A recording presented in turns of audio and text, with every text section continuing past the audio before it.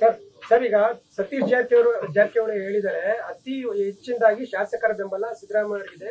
ಸಿದ್ದರಾಮಯ್ಯ ಹೇಳಿದ ಮೇಲೆ ಅದು ಕ್ಲಿಯರ್ ಆಗಿದೆ. ಇನ್ನು ಉಳಿದವರು ಕೂಡ ಅಭಿಪ್ರಾಯ ಹೇಳ್ದೇನೆ ಇನ್ಮೇಲೆ ಸುಮ್ಮನೆ ಇರ್ಬೇಕಂದ್ರೆ ವೋಟಿಂಗ್ ನಿಮ್ಗೆ ಹೆಚ್ಚಾಗಿದೆ, ಡಿ ಕೆ ಶಿವಕುಮಾರ್ ಕಡಿಮೆ ಆಗಿದೆ ಅನ್ನೋದು ಜಾರಕಿಹೊಳಿ ಅವರ ಮಾತಾಗಿದೆ ಸರ್.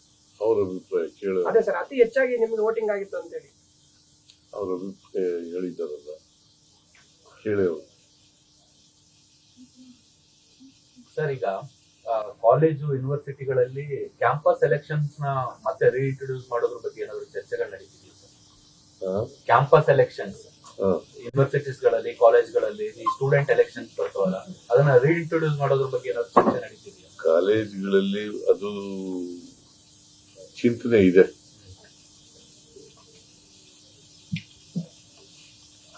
ರಾಹುಲ್ ಗಾಂಧಿ ಅವರು ಇಂಟ್ರೆಸ್ಟ್ ತೋರಿಸ್ದಂಗೆ ಕಾಣಿಸ್ತಾ ಇದ್ದಾರೆ. ರಾಹುಲ್ ಗಾಂಧಿ ಅವರು ಸ್ವಲ್ಪ ಇಂಟ್ರೆಸ್ಟೆಡ್ ಇದ್ದಾರೆ ಅದರಲ್ಲಿ. ಹೌದು, ವೈ ನಾಟ್ ಅಲ್ಲ ಹೇಳಿ ಸರ್. ಈಗ ಮೇಕೆದಾಟು ವಿಚಾರಕ್ಕೆ ಸರ್ ಕುಮಾರಸ್ವಾಮಿ ಅವರು ಹೇಳಿದರೆ ನಾವು ಬಂದ್ರೆ ಮಾತ್ರ ಆಗುತ್ತೆ ಅನ್ನೋಂಥದ್ನ ಈಗ ಕೇಂದ್ರ ಸರ್ಕಾರದ ವಿಚಾರಲ್ಲ ಏನಂತ ಹೇಳಿದ್ರು ಕಳೆದ ಚುನಾವಣೆಯಲ್ಲಿ. ಕಳೆದ ಲೋಕಸಭಾ ಚುನಾವಣೆಯಲ್ಲಿ ಏನಂತ ಹೇಳಿದ್ರಪ್ಪ? ನಾವು ಬಂದ ತಕ್ಷಣನೇ ಮಾಡಿಸ್ತೀವಿ ಅಂತ ಹೇಳಿ. ಈಗ ಯಾಕೆ ಹಿಂಗೆ ಹೇಳ್ತಾ ಇದ್ದಾರೆ? ಕರ್ನಾಟಕದಲ್ಲಿ ನಾವು ಬರೋ ತನಕ ಆಗಲ್ಲ. ಕರ್ನಾಟಕದಲ್ಲಿ ಯಾವ ಬರೋದಿಲ್ವಲ್ಲ, ಹಾಗೆ ಬೇಡವಾ? ಮೇಕೆದಾಟು ಬೇಡವಾ? ಅವ್ರು ಯಾವತ್ತೂ ಬಂದಿಲ್ಲ. ಇವತ್ತಿನವರಿಗೆ ನಾನು ಜನತಾದಳದ ಅಧ್ಯಕ್ಷನಾಗಿದ್ದಾಗಲೇನೆ 59 ಸೀಟು ಹೈಯೆಸ್ಟ್ ತಗೊಂಡಿದ್ದರು ಅಲ್ವಾ? ನಾನು ಜನತಾದಳದ ಅಧ್ಯಕ್ಷನಾಗಿದ್ದಾಗ, ಜನತಾದಳ ಅಧ್ಯಕ್ಷನಾಗಿದ್ದಾಗ ಹೈಯೆಸ್ಟ್ ನಂಬರ್ ಆಫ್ ಸೀಟ್ಸ್ ತಗೊಂಡಿದ್ದು ಆಗ. ಯಾವಾಗ ಗೊತ್ತಾದ ನಿಮ್ಗೆ? 2004.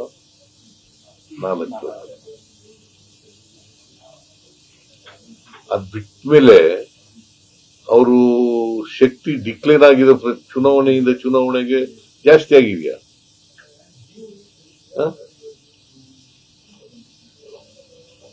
ಹೇಳಿ ನೀವು. ಈಗ ಎಷ್ಟಿದ್ದಾರೆ ಅವರು? ಆಗ ಎಷ್ಟಿತ್ತು? ನಾನಿದ್ದಾಗ ಎಷ್ಟಿತ್ತು? 59. ಈಗ ಎಷ್ಟಾಗಿದ್ದಾರೆ?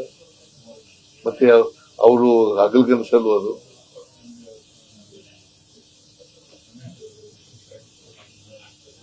Today you are making it clear that there will be no change of guard in Karnataka and there is no vacancy for the CM post. That is what D.K. Shivakumar said it, and I am also said the same.